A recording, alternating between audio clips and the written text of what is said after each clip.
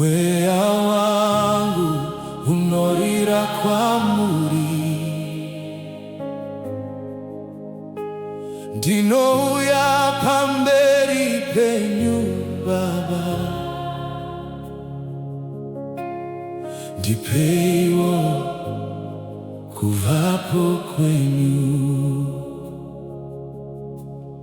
Ndinokutendai Mwari wangu, nekuda kwerudo rwenyu makandichengeta kusvikira nhasi, makandifukidza nenyasha, makandisimudza pandakawira, makapukuta misodzi yangu, makanditungamirira munzira dzakanga dzisingaonekwi. Ndinokudai Jesu, kupfuura zvose zvandinoziva. Ndinokudai Jesu, kupfuura pfuma dzose dzenyika. ndinokudai Jesu, nekuti makatanga kundida. ndinokudai Jesu, moyo wangu ndewenyu.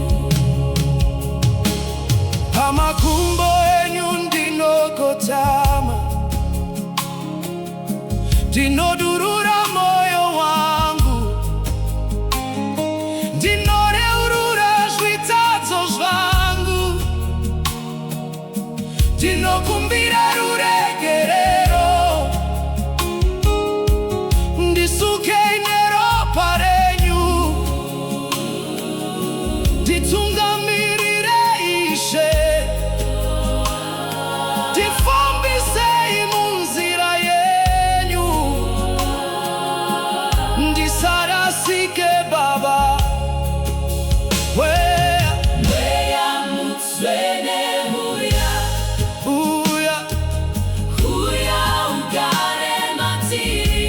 mweya, Mweya mutsvene uya, uya uya mutizadze.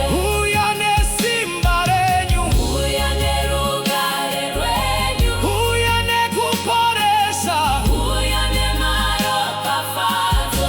makakodzera rumbidzo, Makakodzera kukudzwa. makakodzera kunamatwa, Imi Mwari Baba, kirozi dzinokuimbirai, nesu tinokurumbidza. makakodzera rumbidzo. Makakodzera kukudzwa.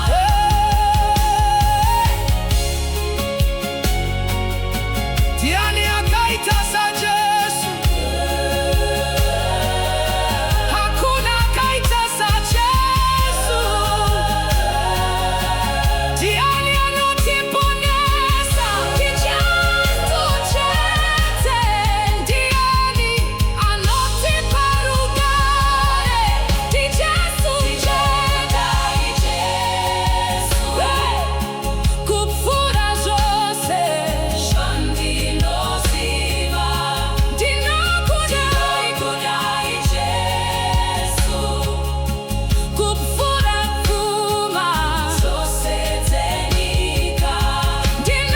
Ndinokudai Jesu, nekuti makatanga kundida. ndinokudai.